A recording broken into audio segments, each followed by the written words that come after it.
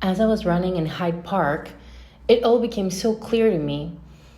I realized that I needed to let go of the man I deeply loved. That no matter how much we would try, and I mean try in big quotation marks, we simply weren't meant to grow together in the years ahead. If we stayed, I would be holding him back, and he would be holding me back as well. It wasn't a matter of love. The love was there, so real, so deep. It was a matter of timing. We were in completely different eras of our lives. And I loved him so much that I knew the most honest, generous thing I could do was to let him go. Hello, my beautiful friend. This is Douka, Master Certified Coach and Director of Global Academy of Coaching. And today we're diving into a topic that hurts so much and at the same time is so liberating. How to let go of what no longer serves you, episode 15. We're going to touch base on letting go what no longer serve us, letting go of relationships that drain our spirit, letting go of the boss that is toxic, letting go of habits, beliefs, old stories that keep us small and tired. I know how hard it can be to release what feels familiar, even when you know deep down it's holding you back. I have been through this. In the past 3 years, I have released 90% of the people that I have in my life. It's been brutal.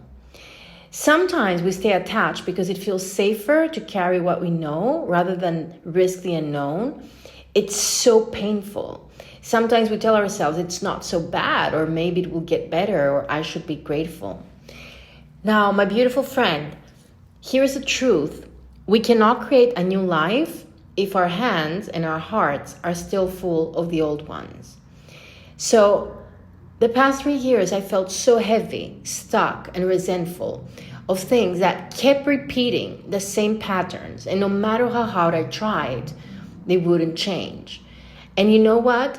It took me a lot of courage, a lot of coaching, reading, mentoring to release. Because letting go is not about giving up. It's about choosing ourselves. It's about honoring the truth of what our soul needs now. It's about making space for peace, space for joy, space for the life we really want. So today, my beautiful friend, I will walk beside you as we explore how to gently but courageously and intentionally release what no longer is supporting us. Because you deserve to feel light. You deserve to feel free, and you deserve to live a life that feels like it's truly yours. So let's begin. I asked my fellow ChatGPT 4 to give me science data on how holding into situations that don't serve us can harm us. And it just wouldn't stop generating. It is mind-blowing. This is what I chose to share with you. Chronic stress and cortisol overload us. So when we hold on to toxic relationships, unresolved conflict, or chronic resentment, our body stays in a prolonged stress response. The physiology changes because our system is flooded with cortisol and adrenaline. There is a huge health impact. Over time, because we have elevated cortisol, we suppress the immune function, we increase inflammation, we damage our blood cells, and we have higher risk for heart disease, diabetes, and depression.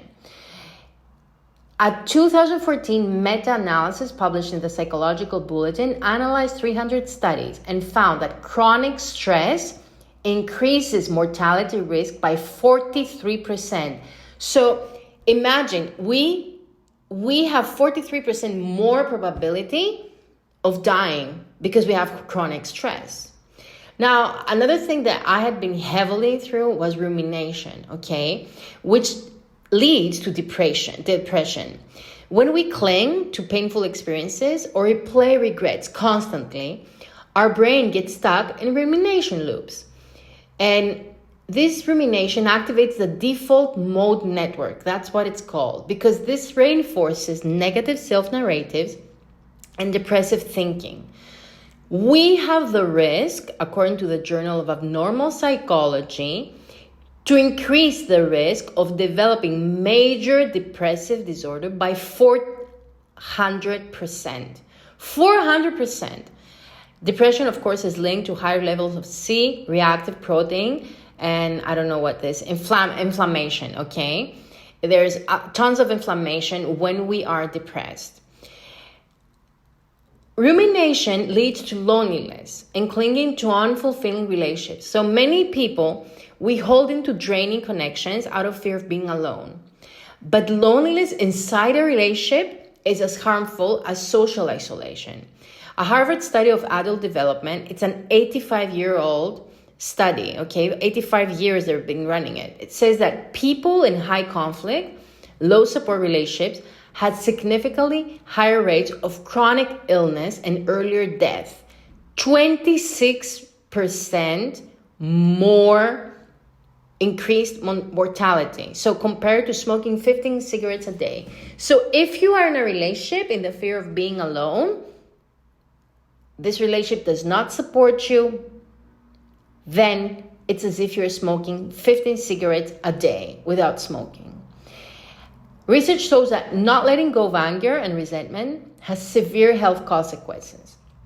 Okay, the Duke University Medical Center says that people who struggle to forgive have higher blood pressure and heart rate reactivity. Chronic unforgiveness is linked to increased risk of cardiovascular disease and premature death. I mean, come on, guys, what's going on?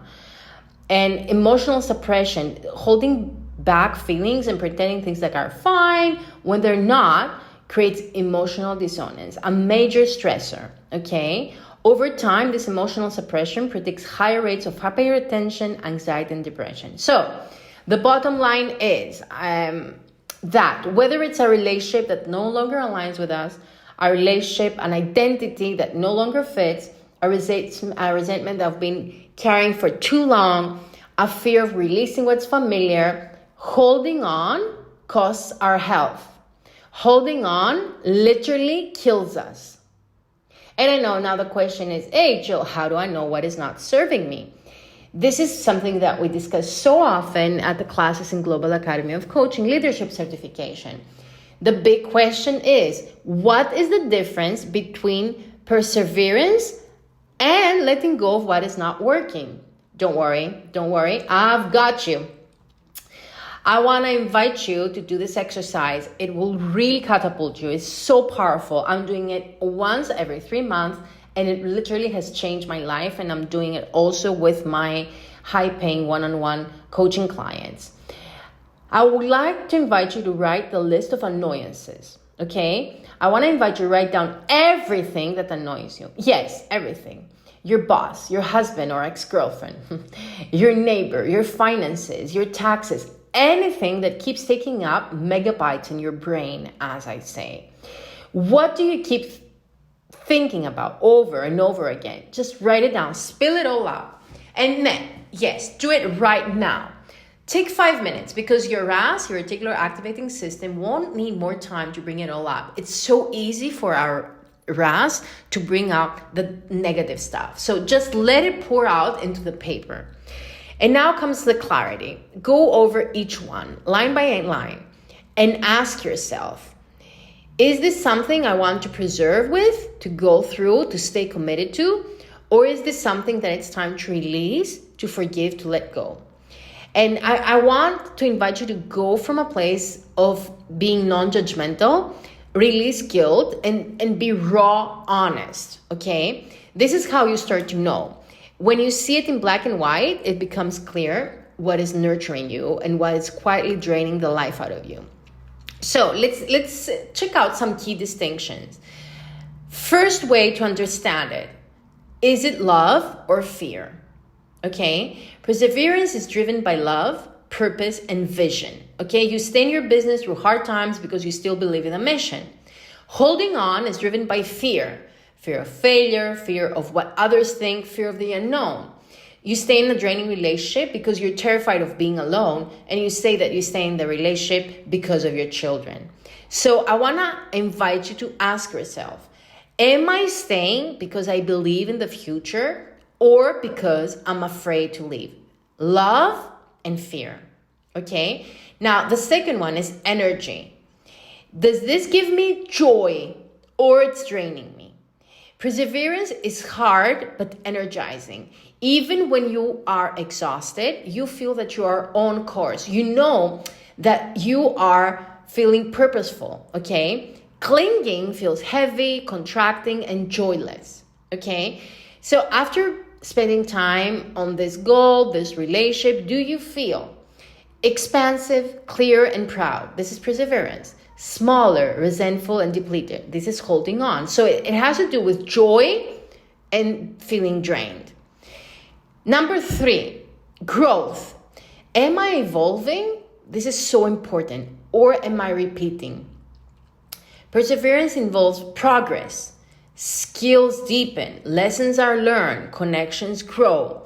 But holding on involves cycles. Same conflict, same frustration, no forward movement. So try this. What has grown in the last 6 to 12 months? If the honest answer is nothing, then my beautiful friend, you are on a loop. You're not on a journey. Okay? So this was about growth. Alignment. Number 4, does this still fit who I'm becoming? Maybe this situation served you in the past, but it's not serving you in the future. Perseverance holds your current values and future vision. Clinging ties you to a past version of yourself. So I want to invite you to ask yourself, if I met this situation or person today for the first time, would I choose them again? This is so powerful.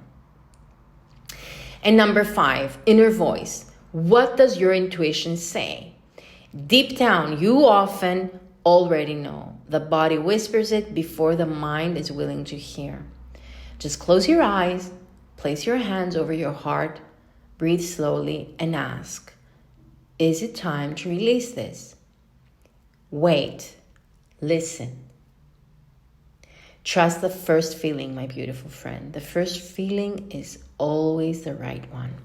So I want to go over the key distinctions again. Motivation, love or fear. Okay, love or fear. Energy, does this give me joy or is draining me? Growth, am I evolving or going into circles? Alignment, does this fit who I'm becoming? Does this fit my vision? Inner voice, is it time to release this? Okay. Also, what I find very helpful, and we are doing this exercise in Global Academy of Coaching, it's a very simple journal prompt. This is worth fighting for because, and allow yourself to write, this is worth releasing because, and allow yourself to write. So often your pen will tell you the truth you have been hiding, okay? One final thought, my beautiful friend. Perseverance is staying when your soul says, this still matters. Letting go is releasing when your soul says, you have learned what you needed to learn. Neither is weakness. Both are acts of courage. My beautiful friend, let me know in the comments, what is one micro lifestyle change you're committing to in order to let go of what is not serving you after today's episode? Did something shift for you? If yes, please write in the comments. Write in the comments because it really, really helps me to understand what you enjoy listening about and what your learnings are from the podcast. Also, please share this with a friend who needs it. It means the world to me to hear what resonated with you, what helped, what made a difference. I read every single message. You are the reason I do this. And if you feel inspired, my beautiful friend, I'm incredibly grateful for a 5-star review. It helps more amazing souls discover the Global Academy of Coaching podcast. Just go there and give a 5-star review. The more love we receive, the more visibility we get, and the more lives we can touch. And my beautiful friend, if you've ever felt a little spark inside you, the sense that you're here to help others rise, to create change, to lead with purpose, I have something special for you. Have you ever wondered, am I ready to become a life coach? Let's find out together. We have created with my team a free, powerful assessment to help you discover if stepping into the role of a life coach is the next chapter of your journey. It only takes a few minutes and it will give you clarity on your strengths, your readiness, and your potential to build a deeply meaningful career.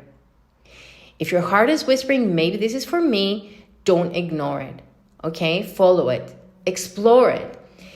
In 2024, the coaching industry market size was 20 billion. Will you join us? Say yes to discovering who you could become. You'll find in a link in the comments, the link to take the free assessment. Are you ready to become a life coach? This is your moment, my beautiful friend. Go see what's waiting for you on the other side of that click. You'll find the link in the comments of the podcast. I'm right here beside you. Keep thriving, my beautiful friend.